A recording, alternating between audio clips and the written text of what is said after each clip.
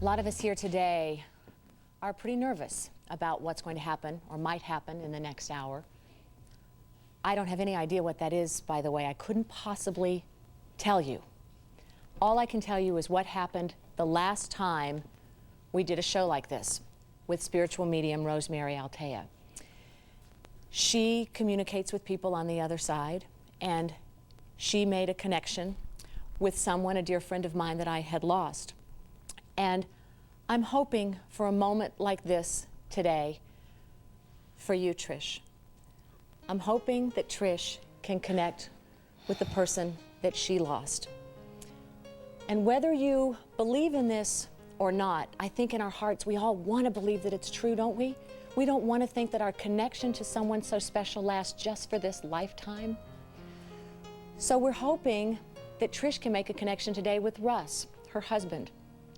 This is Russ's music that you hear in the background here.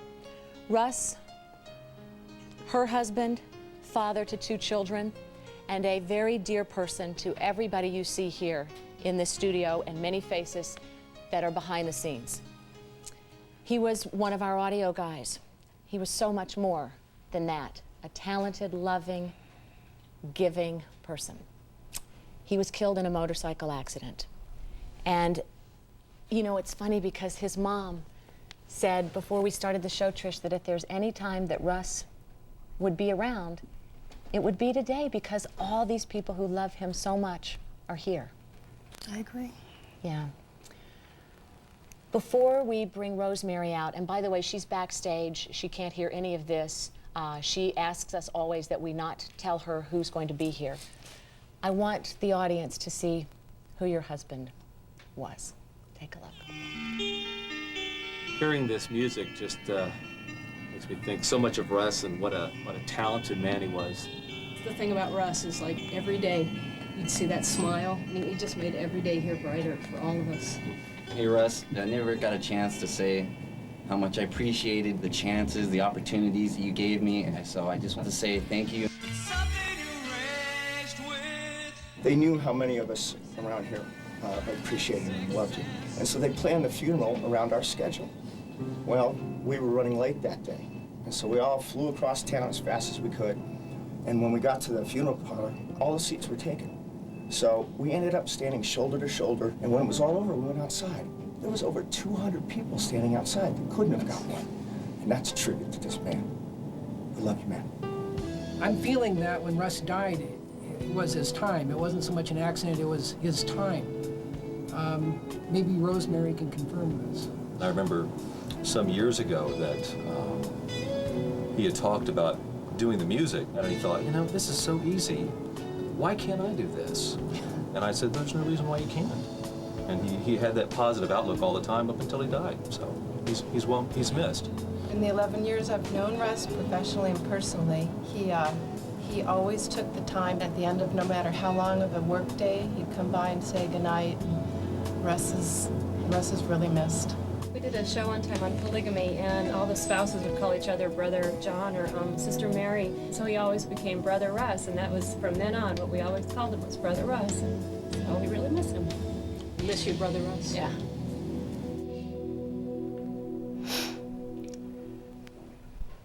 Life without him, how's it going, Trish? Hard every day? Hard every day. Different every day. My kids, you know, kids are so resilient. They miss him, but they don't even know what they're missing. But you do. But I do, every day. Are you okay if we bring Rosemary out now and we see what goes on? I wish I could tell you what's going to happen. I have no clue. Me neither. Yeah. Is she out now? Ladies and gentlemen, this is Rosemary Altea.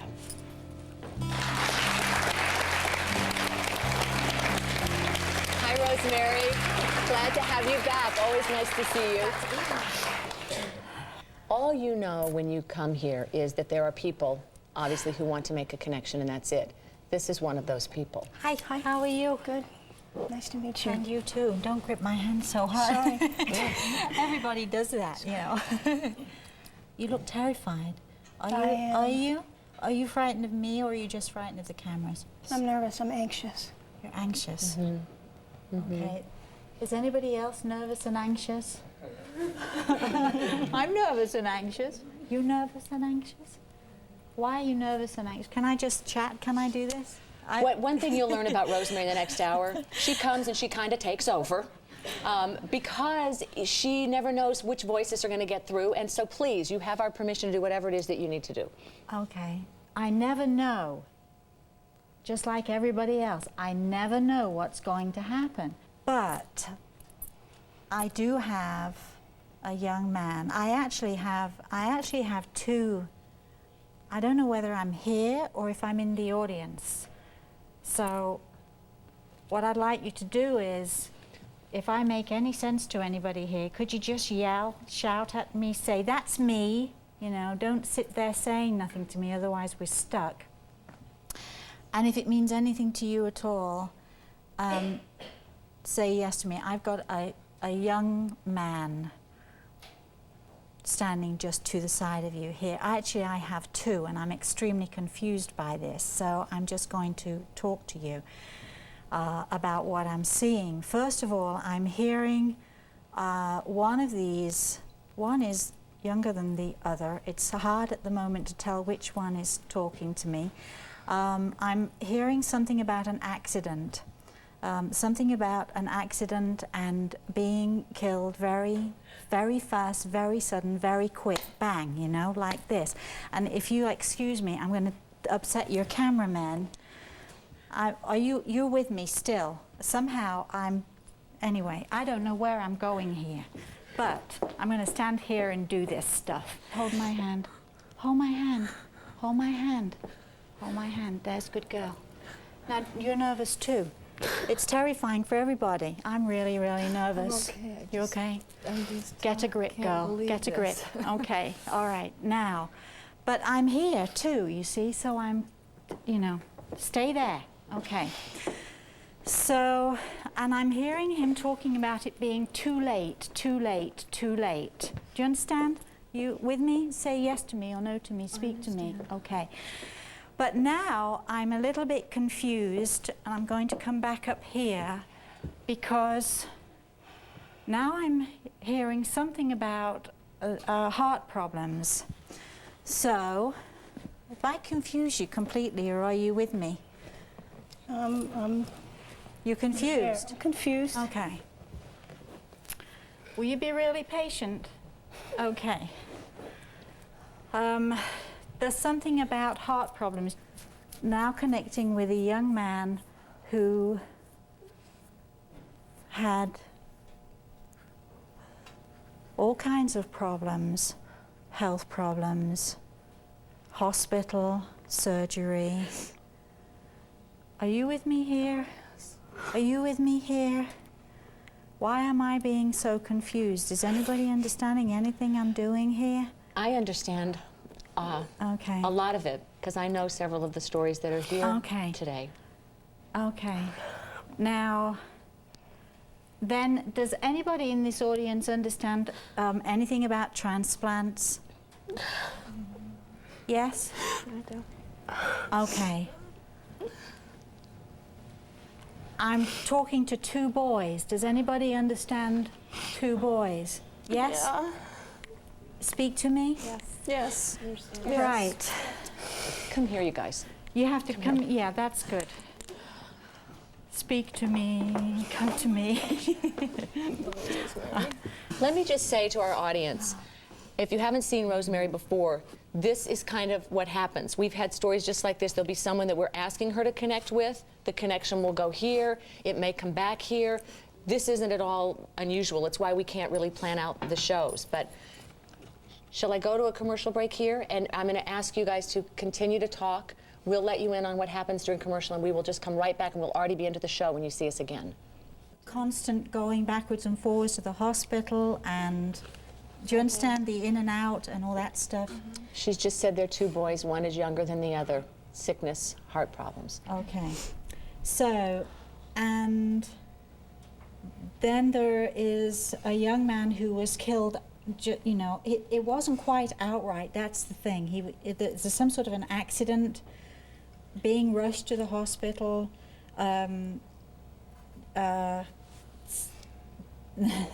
then he's talking about his heart.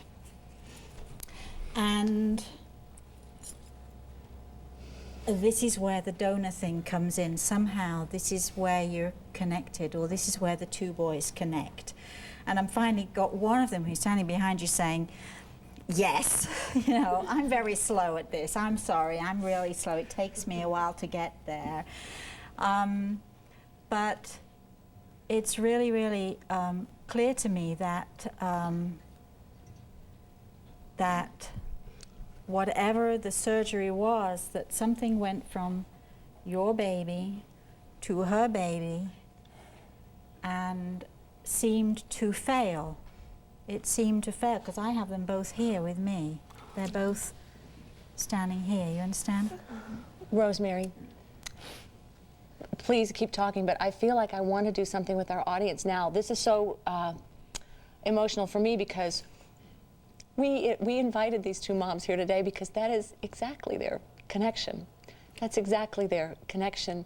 And Rosemary doesn't like it when we show videotape, but I want you to see, I want you to see a moment of the last time we met them both. It was a happy time. All right, and then you'll understand what's going on here. Watch. Brandon was the light of my life. He was my firstborn, and everyone loved him. Little did I know, when Brandon took off on his skateboard that day, that he would never be coming home. He was just 12 years old when he was hit by a car while he was crossing the street. I never knew that the end of Brandon's life would give another child a second chance. You said in your letter to me how hard it was to make the decision to donate his organs, but you did? It's so awesome to think that my son's heart still lives, still beats. But you wanted to meet this young man. Yes. He very much wanted to meet you too. Oh, God. And he's right behind the stage. Oh, my gosh. This is Justin with his mom and his sister. My son Justin, at the age of 13, received a second chance at life. He had only hours to live when our miracle heart came from Brandon. Justin was thankful for his special gift. In January, Justin contracted severe heart rejection.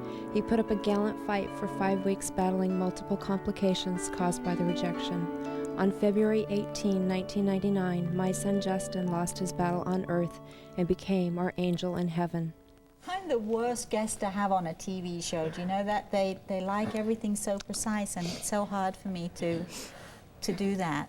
So I'm just going to, if I may, just keep talking, because I'm hearing the boys, and I'll get to that in a second, sweetie. I'm hearing the boys, and they're saying to me that they are together, that they have come together, and that you can't have known each other before this situation, but yet these boys are twin souls and have always connected. And it was something that happened and was meant to be, even though that must sound really odd to you when I say that, but they knew each other before they came here, and this was in some way their way of connecting again. I'm hearing them say very clearly, it did not fail, it did not fail. It was never meant to be for them, it was meant to be for you. Oh my gosh. And for your families. It was meant to be for you. It was never meant to save them. It was meant to save you. Sit right here. This is your story. This is his sister. Okay. You okay, sweetheart? So what's this about a ring? He's talking about a ring, a special ring. Oh my gosh, you know what ring? And do you understand? Yeah, I Say do. yes to me. Yes, I understand. I don't know everything. I don't know. You know, I'm hearing, I'm hearing little bits of stuff. I even know what it is. His uncle, Claude, one day wanted to give his son a ring that he had bought many, many years ago, and he never had a son. And so at Christmas he gave it to Justin, and Justin was so proud. to have that ring and to wear it. He was so proud. And he told you about that. It must have meant something He to him. just kept saying about the ring, but somehow the ring connects to you. Come here to me. I hate to say come and sit at my feet because it sounds so, but I don't really mean what you think it means. I just want to cuddle you. My uncle wanted him to be buried with it, and there was a misunderstanding, and he wasn't buried with it. So, You think that that was a misunderstanding? well, maybe I it don't wasn't. think so. But, and so my Uncle Claude told my mom that when I had a son and when my son got older to give it to him, that he wanted my son to have it. Well, he says the ring is in your lap. In other words, it's your ring to do with what you want to do. Okay, whatever you want to do with it. Isn't it nice that he can tell us that? Isn't it nice that he's here? Isn't it? Yeah. Now, are you the lady who brought us all together? Because your son tells me that, you know, you're responsible for this. We all think Lisa's responsible for this. Believe me, I know I am just a conduit. I'm just here to go to commercial break, and I'm sorry that I have to now. And I must say, knowing these two ladies and having shared in happy moments and miracles in their lives, it's remarkable to be here. We'll be right back. I told you at the beginning of the show I didn't know what would happen. I still don't. I can't pretend to tell you how this works. I don't think Rosemary, it's very hard to explain how it works or what the voices when they come. Is it like being in an elevator and everyone's talking at once? What happens is I see people in the spirit world, and a lot of people imagine that, you know, someone in the spirit world is kind of some strange, wispy sort of entity that, you know, is sort of, you know, not really of any substance. But I see people, and they are of real substance. I see them, you know, they have heads and arms and legs, and just, you know, They're bodies. in their earth bodies, the bodies that we knew them in? They are in what is known as the etheric body, or the spirit body, which is the same shape and size, pretty much, as our earth body. It's the shape and size that we're familiar with. And so we take with us what is known as the etheric body when we cross into the spirit world. Now, sometimes, most often, I see people very clearly. Sometimes I just hear them. Sometimes I am aware of their presence and I can feel them tapping me on the shoulder or shouting in my ear, but I look around and I can't quite catch a glimpse of them. That doesn't mean they're not there or they're not substance. It just means that our wavelength is not quite in sync. So I have to work really hard to get onto the right wavelength. My thing is kids, you know. I think that the worst thing is the loss of a child. Parents who have lost their children. I think the second worst thing is the loss of a sibling. And I have to talk to this little one here. I have to, hi sweetheart, are you going to come up here? I love that hat. Boy, I would give anything to own a hat like that. What's your name, darling? Taylor. Hold my hand, because I've got a special message for you. And it's a message that your mom will explain to you a little bit later, okay? Okay. But I have this young man who is, you think he died, and he died really quite suddenly with no warning whatsoever. He wants to say hi to you too. I don't know who you are, but he wants to say hi to you too. There's a very strong connection here. And he has a very special message for you. He tells me to tell you that he didn't die, that he went to God, that he went to heaven, that he's in a very special place, and that he is always going to be your angel. And your brother's angels came for him. And your brother's angels came, and, you know, at the moment of dying, he is saying to me now, to you, to your mom, and especially to this man here, to his grandfather. He says very clearly, my angels came, and I was not afraid anymore. I was not afraid anymore. And I have to tell you that he's so full of life, this boy. He has the greatest eyes. You know how, when you look and they're intense, and they stare into you, and they seem to know all about you. And this is this boy. And he had an inner knowledge. Keep talking. I always feel like I'm intruding, and these are very private, personal moments. We'll be right back. Justin talked to me about how he wanted to help others and give back once he left the hospital. Now that Justin's gone, my boyfriend John and I want to carry Justin's plan through, so we established the Justin Wise Foundation, whose purpose is to support pediatric heart and other organ transplant recipients, their families, and youths in general. Let me just recap sort of what's going on here. We've invited Rosemary Altea to come back. This is a show really by request. We get so many emails, so many faxes, so many phone calls and letters from people who want answers, who want to make a connection, who need healing, and want to know if their loved one can communicate with them and if Rosemary can be the force to make that happen. I'm still a little bit stunned, and our staff is still stunned, Rosemary, that you were able to find the relationship between these two moms whose boys shared, one gave the other his heart, then the other one just died recently. And you said that that connection was made for the families, for this life. Yes. Which is so interesting. Yes. All right, I'm going to turn it back over to you because I have no other choice when you're here. We'll give it back to you. Okay, well, as long as you understand that I haven't a clue what I'm doing.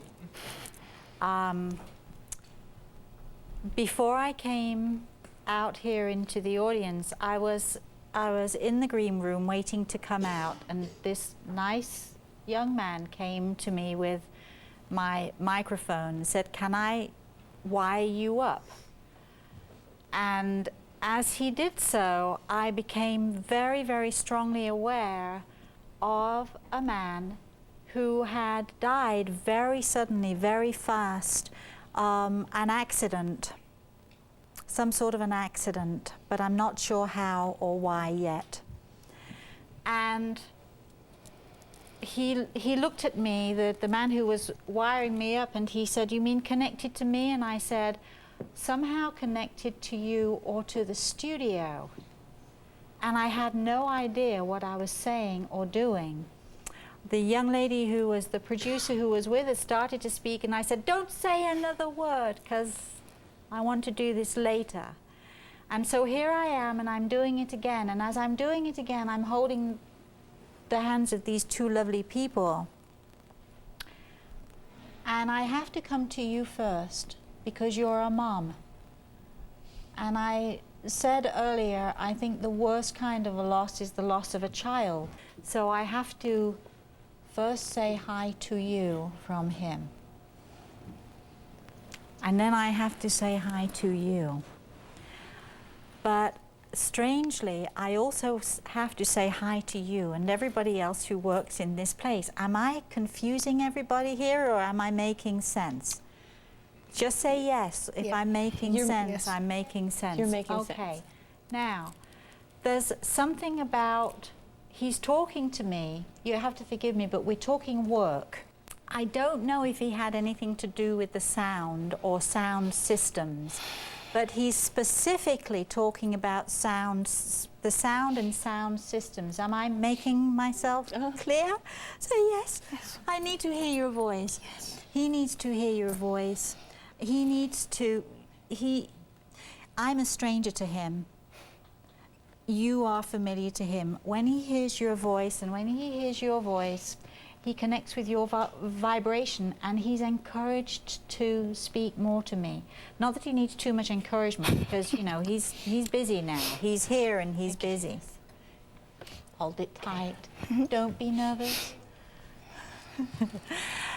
And so he's talking about the sound systems, and I have to ask you, we're actually going backstage for this just a little bit, if you in the audience will forgive me, but you must have had a problem with the sound systems over the last week. Have you changed them or changed something specifically with Come here. With this? Come here, Come John. here, John. John is just one of the people that... Hi, John. Hi, Rosemary. How are you? I'm fine. Sit down next to Mom. Okay. Share Mom's mic. We have to ask you, because you probably know the backstage stuff more than we do. He's talking about some sort of problem with the sound system. Just today we had a problem with that microphone. Okay, and you had to change it, Yeah, and there was a absolutely. big panic on because of Yes, it, and you absolutely. thought that it wasn't going to happen, and We it was, you know. totally expected it not to happen, and all of a sudden And it did. worked. What would you say if I told you that he was the one who caused the problem just to cause a little chaos? We would believe that.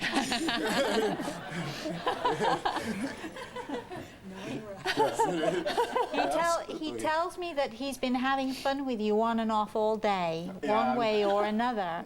Mark Abbott, what do you think of that? And, you know, it sounds really strange, doesn't it? You know, imagine that this someone of no substance can actually come into our world and play with plugs and wires and, you know, let us know in their way that they are really here, you know. They are of substance, and this world of ours is so easy for them to come into, and it's so easy for them to play around, muck up the systems, play around with the wires, simply to say to us, we are here, please take notice of us, we are here. I hate to break away. I really hate going to commercials on a show like this, but give us just a bit. Stay close. Can you tell us anything, Rosemary, about how we lost him? It's some sort of an accident, do you understand that? But it was a freak. It was some kind of a freak accident. And he says that, you know, one minute he was there, and the next minute it was like somebody pulled the rug from him, and he was falling, over. Do you understand? Over. And he tells me his head hurt. He's talking about his head, and his head hurt. But then for just a second, and then, you really want to know what he says then? Mom, this is really good. He says, and then it was so light and it was so bright. For a moment, a brief moment, it was very dark. He loves you so much. You've had your hair cut. He tells me, you've had your hair cut. You've been asking him, do you like it? You've been standing in the mirror saying, what do you think? Do you like it? Well, he's not too happy about it.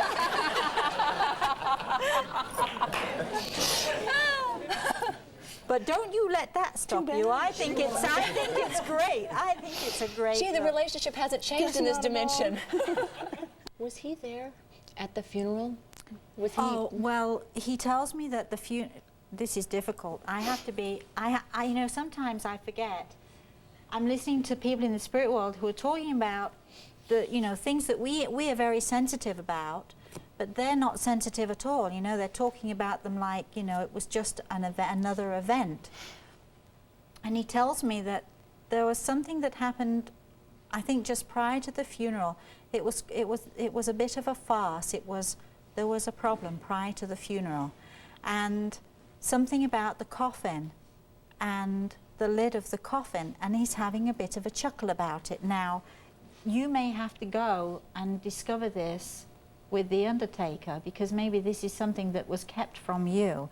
But he's laughing about it because he says putting the body in the coffin, actually dealing with the body, is really, you're not, he says, they were not dealing with me.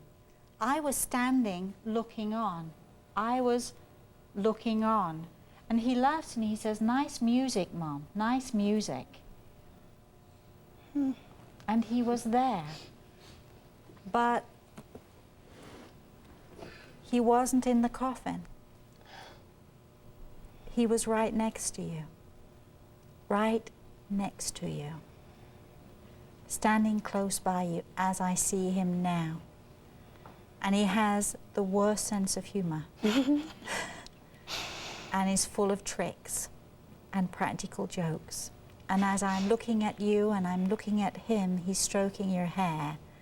And he doesn't care how Even though he you doesn't wear like it. He doesn't care how you wear it. He doesn't care how you wear it. He's talking about the photograph you have. Something about a photograph in a frame. and you couldn't make up your mind about the photograph. You couldn't make up your mind about which photograph to put in the frame, and you're still really not sure, and you keep wondering if you should change it. And he says you're talking to the photograph, but you know, here you are talking to the photograph, and here he is standing by your side or sitting on the bed with you, and he's wondering why you're talking to the photograph instead of looking to him. Do you do that, Trish? Doesn't everybody? I have to say that this one is especially guilty of this. Of talking to the picture? This mom here is especially guilty of talking to the photograph. Give us just a couple of minutes and we'll be right back with you with Rosemary Altea. Stay close. Is he giving me signs that I'm missing? No. No. He's giving you signs that eventually you will understand. But you're so impatient. You're angry, you're upset, you're so angry with him because, you know, he went and left you, but you're very impatient and you want to do today what has to wait until tomorrow or the next day. You have to calm yourself down and wait until you're more open, more relaxed, and more able to hear his words. And you will. It will happen. And he's stroking your face as I'm talking to you, and he says, just be patient. Just be patient. It will happen in its own time, in its right time. Just be patient. Trish, didn't you want to ask her something? Take a deep breath. I had to write something down. Oh, I guess one of my questions would be, have we been together before? What a silly question. You know that the answer is yes. You know, I shouldn't really talk about this today because I'm actually coming to the end of my next book, which is going to be out hopefully in January next year. But I already have the next book in my head, okay? And the next book is about souls. And I'm giving you a little tidbit here that nobody yet knows about, because we have soul types. There are different soul types. And a certain soul type can be compatible with another soul type. If you understand and know your own soul type, you can find your soulmate. Actually, much easier than, you know, if you don't know what you're looking for. If these two weren't soulmates, then I don't know what. Am I right? These two, however many lifetimes they go back, they were like this. This is what he's telling me. And it's not a question of going back lifetimes. It's not a question of how many times you were on this earth before. It's not a question of lifetimes, because there is only one life. And we live before we come here. We live while we are here. We continue to live as we go on. And we find other places to live. I've got to break away. We'll be back. I'll be right back.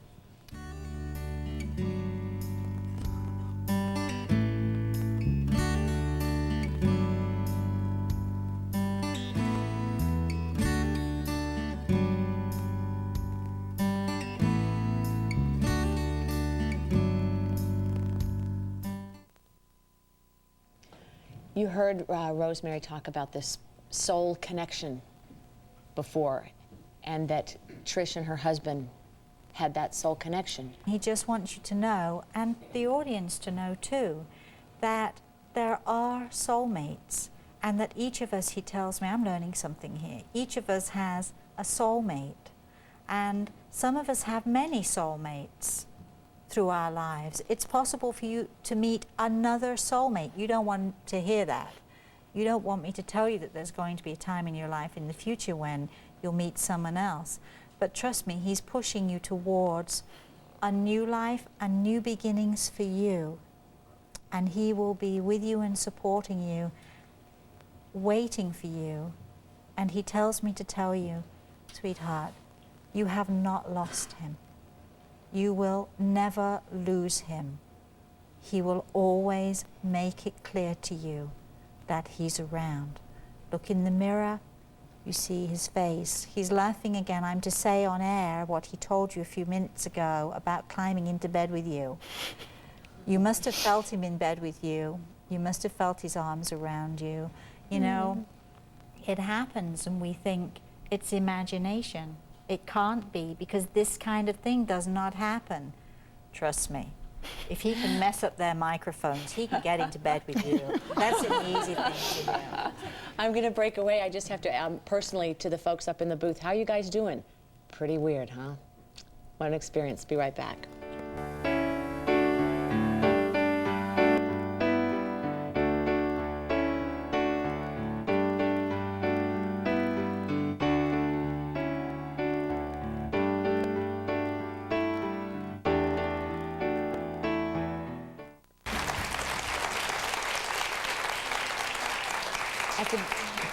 At the beginning of the show, you know, I told you I didn't know what would happen, but of this I was quite sure, and that's why we're comfortable having Rosemary here. Whether you believe or not, I think what she does is not offensive in any way, it's not exploitive in any way. If anything, it's healing, and I know it must be so scary for somebody like Trish to sit up here, and I know it must have been really scary for these two moms to come and have all these hopes and all these expectations and all these beliefs and all these dreams, and it's just a powerful moment, this crescendo for all of us. And it's just, I think, a privilege to really be that intimately associated with that much love and that much caring. I know you're intrigued if you haven't known of Rosemary before. There are several books out. This is the current one called Proud Spirit, and we'll be hearing more about the Soulmates book as you progress on that. There's one coming before that, actually. Oh, I my shouldn't have mentioned goodness. the Soulmates book. But Busy, busy, busy, busy. I know. I asked her, and I know I'm so out of time, when you get into the spirit world, do you know the answers? Because that's what's so baffling for us. And you said yes. It becomes We know some clear. of them. We know some of them. Yeah. Yes. Thank you, Rosemary. Thank you. It's been a real pleasure. Yeah. As we go to break, I want to, first of all, Hal, if you could put on some more of Russ's music, just so that we can feel what he was to us here. Okay. And we'll see you all next time. This was a very...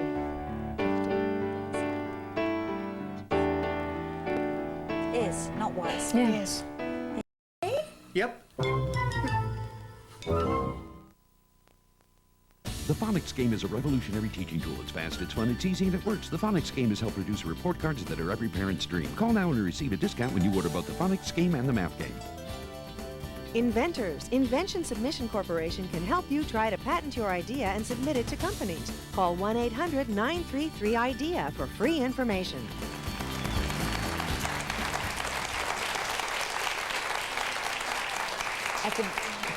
At the beginning of the show, you know, I told you I didn't know what would happen, but of this I was quite sure, and that's why we're comfortable having Rosemary here.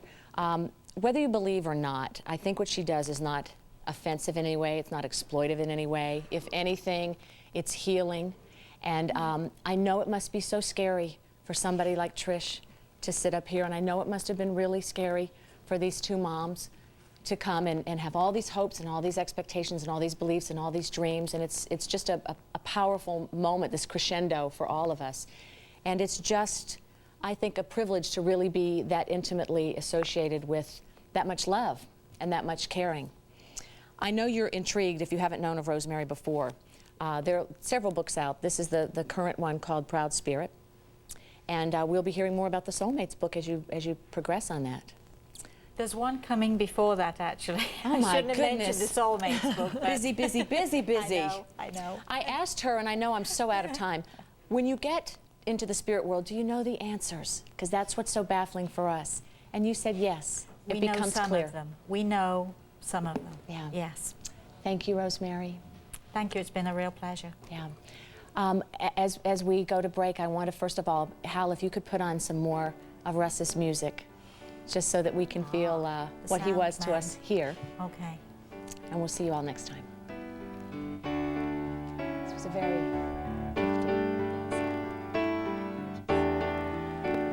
Is, not was. Yeah. Yes.